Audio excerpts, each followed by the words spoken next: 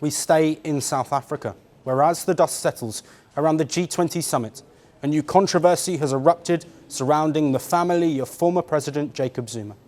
Police are now investigating allegations that his daughter, Duduzile Zuma-Sambudla, helped to recruit South Africans to fight for Russian mercenary groups in the Ukraine war.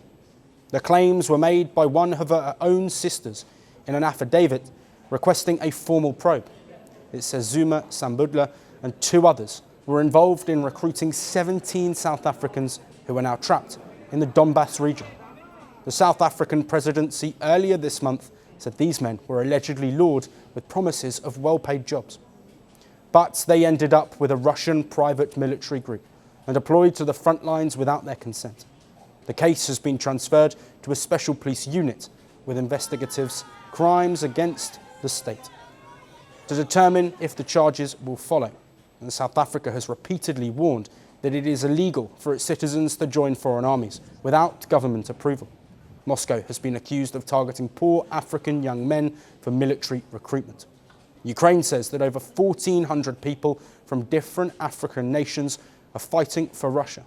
The recruits apparently come from 36 African countries, with most cases reported in Kenya, Togo, South Africa, and Uganda.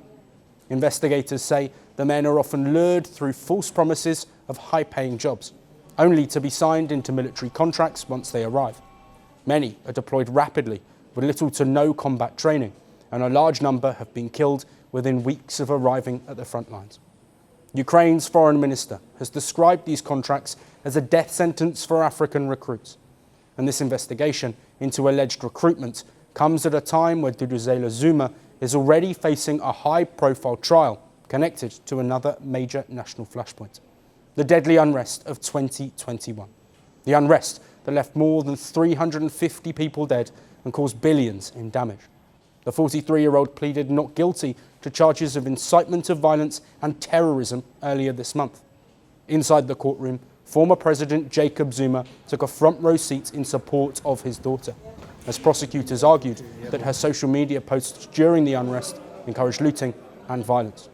Her legal team, however, says the case is politically motivated, insisting she was simply exercising her freedom of speech. For now, the investigation into the alleged recruitment network is still in its early stages, and police have not yet laid formal charges. The new allegations add intense political and legal pressure to a family that remains at the centre of South Africa's most divisive national debate. They promised glory. They delivered fear. They shaped nations. They scarred generations. From brutal purges to propaganda machines, from stolen power to violent falls from the throne. Welcome to The Dictator, a series that strips away the myth and then exposes the men behind the tyranny. History remembers their power. Firstpost reveals their truth.